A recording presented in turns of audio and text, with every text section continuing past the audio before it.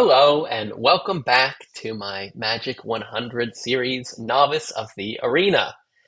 In our 101 lesson, we played our first game, defeating the Elves of Llanowar. In our 102 lesson, we played our second game, defeating the Goblins of Ravnica. Now it is time for Magic 103, hitting your stride, as we play a new color, blue, against the Merfolk of Ixalan. Let's jump right in. Or dive right in. That is missed potential for a pun. Let's dive right in. It's merfolk, it's blue. Their lands are islands. Okay. You know, He might look like any I'm other a starting merfolk, YouTuber. It's but his okay. knowledge is boundless. Stay patient and keep an open mind. Okay, like If I it is mentioned wisdom you last seek, time, each I will color teach you. lends itself towards a different style of play. So, blue is the color that has islands Birds fly that free, provide their mana, unfettered by earthly bonds. and you'll notice that their creature has flying. Flying is another keyword ability, which says a creature with flying can't be blocked except by creatures with flying or reach. So even though I'm playing a 1-2, and normally a 1-2 is better than a 1-1, Everything is connected. because their creature has You must flying, understand I can't block air, it. land, and sea. Now they're also playing a card type we haven't seen yet, an enchantment. Specifically, it's an aura that enchants a creature.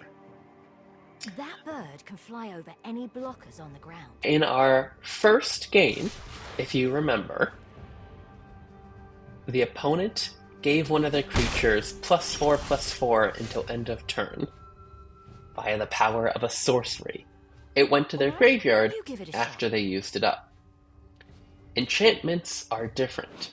Enchantments are a type of card we call permanent, like creatures, which means it stays on the battlefield unless something kills it or destroys it or makes it go to the graveyard, but its default is that it stays on the battlefield.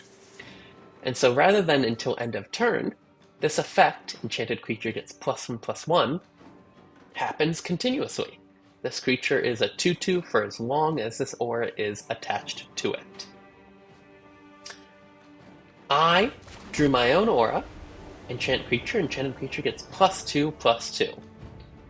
Enchant creature means that this aura has to be attached to a creature to cast it, to play it. And you'll see it doesn't specify enchant creature I control. So theoretically, I could enchant their creature, but there's no reason for me to do that. There are some auras that maybe have negative effects or have trade-offs that might make it worth it, but in this case I'm just going to buff up. Buff is make stronger. I'm going to empower my creature and go right into combat.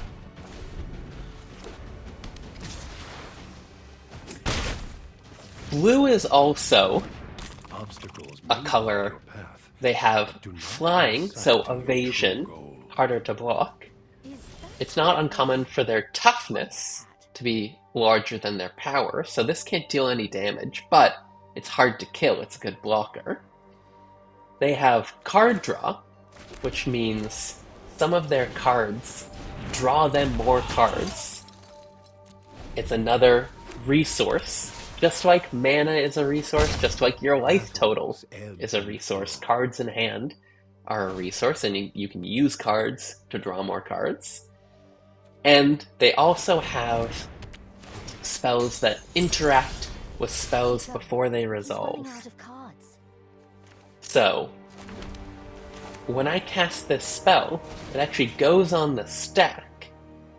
So I'm going to target this creature, and there's a split second where they could actually cast spells that interact with that spell, like a counter spell. A spell that makes it so that card goes directly to the graveyard, it doesn't enchant. But this is just the tutorial. Instants are definitely going to get things a little bit more complicated, so you don't need to worry about that now. We will get to it when we get to it. Wow, that sounds deep. There we go. Divination. They spent 1 card, and it drew them 2 cards. That's a great exchange for them.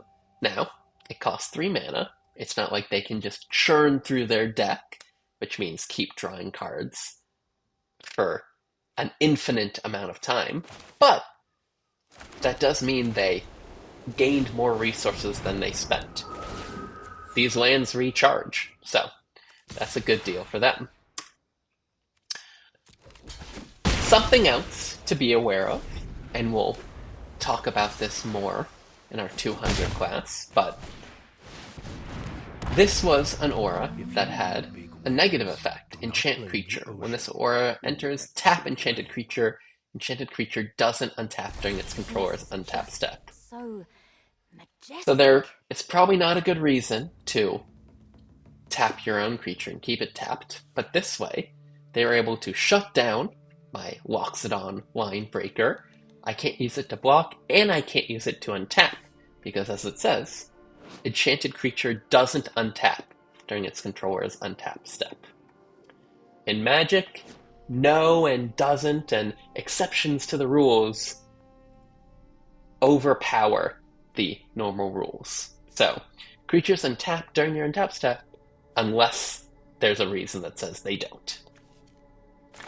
+3/+3 and has flying. So what should I enchant? If I enchant this creature, it becomes an 8/9 with flying.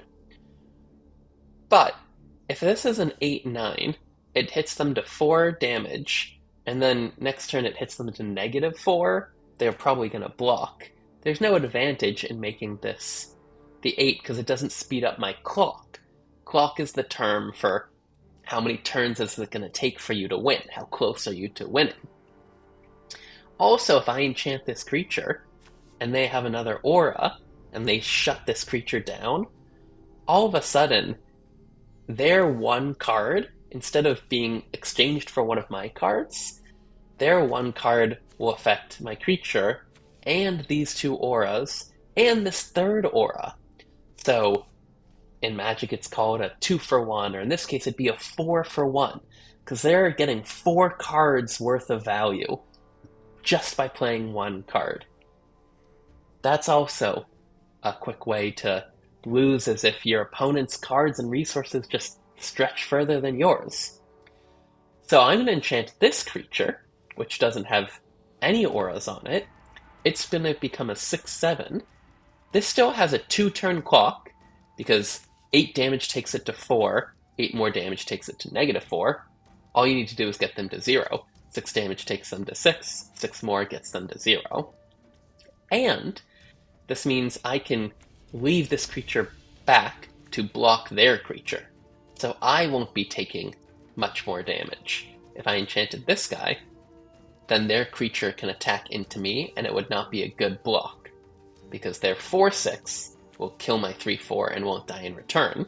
However, their 4/6 and my 5/6, they'll just bounce off each other. Neither of them will die.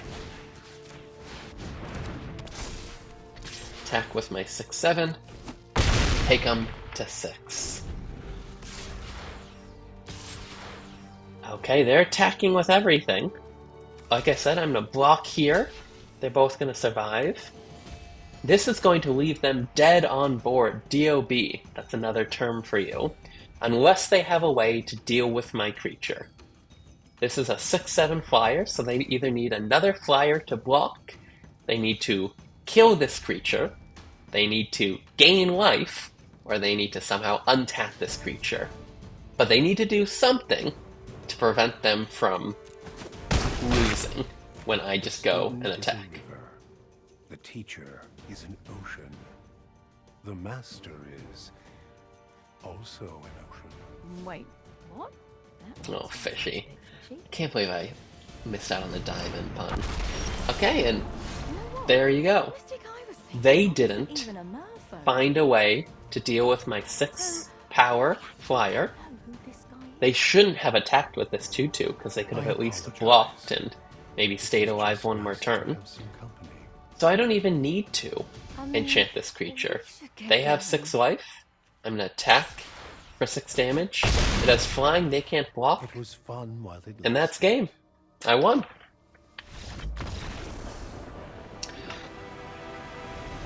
The victory screen feels good. There's a defeat screen, but hopefully we won't see that for a while. Okay, what do we get? Oh, instants! Our first instant speed cards. Target blocking or blocked creature gets +2/+2. Create 3 1/1 flying tokens. Okay, well, this was Magic 103. We're hitting our stride. Okay. And it seems like anyone, we are going to start playing with instance tricks, a whole other aspect of the game, next time in Magic 104. But for now, thank you for watching, like and subscribe, and I will see you next time. Cheers.